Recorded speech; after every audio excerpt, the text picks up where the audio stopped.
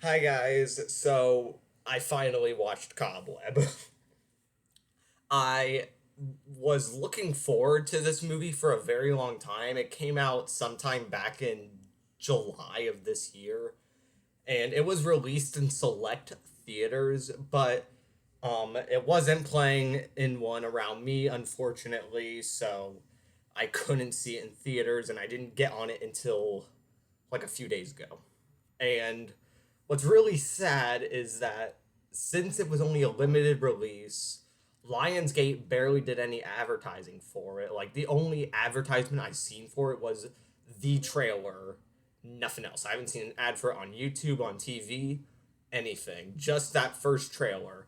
So barely any advertising, released only in select theaters, and it was released the same week as Barbie and Oppenheimer. So it just went like right under the water. So I guess it was kind of just bad releasing time. Maybe if they released it like within a different period, then maybe more people would have known about it. But I don't know, man. It, I would have definitely went to go see it in theaters if it was playing around me, but it unfortunately wasn't. So I didn't get on it until just a couple days ago. But let me just say, I am really upset I did not see this in theaters because this movie was awesome. This is a movie where I think you should go into it knowing pretty much nothing. Like, the trailer doesn't even show anything. The trailer just gives the basic gist, nothing that happens. Um, the basic plot is it's this kid, he hears noises at night, and then there's some pretty fucked up stuff that starts to happen with his family and some secrets. Now, this movie, first of all, let me just say the acting in this movie was great. The two people who played the parents, I can't remember their name. I think it was, I think the person who played the mom was Lizzie someone. I don't remember their names, but I do recognize them from a couple of other movies. I just don't remember the actors' names. But they play deranged lunatics in this movie, and they play them so well. And the person who played Peter, the little boy, did such an amazing job at acting as frightened and as like concerned as he was. And usually child actors don't do that, but I was very impressed with the performance from everybody here. I um really thought the film was shot nice. Like the film was shot pretty nice for being, well, it's not, I wouldn't really call it low budget, but it was like a smaller budget movie that was limited release, even though it's made by a big budget company.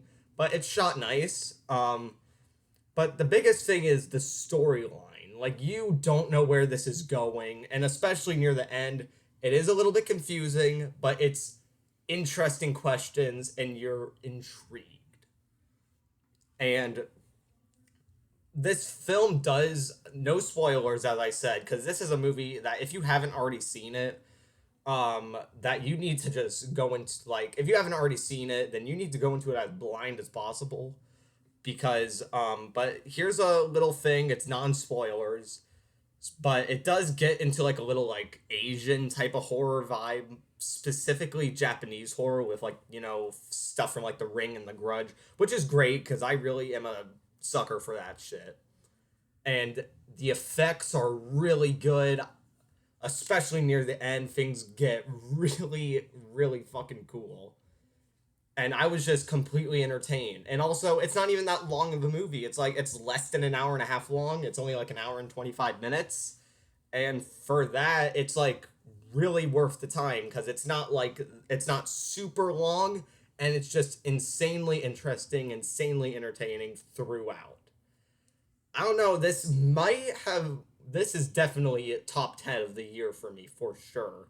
And I've seen like nearly 30 new release horror movies this year, and this is 100% top 10 for me as of right now cuz this movie is great. And I am so bummed out that I didn't see this movie in theaters. I just wish they could have pushed out into more theaters So that sucks. But overall, I just really enjoyed this movie. I thought it was great. Oh, and I think I should also mention the director is the same director as a French TV show on Netflix called Marianne, which is, once again, insanely underrated.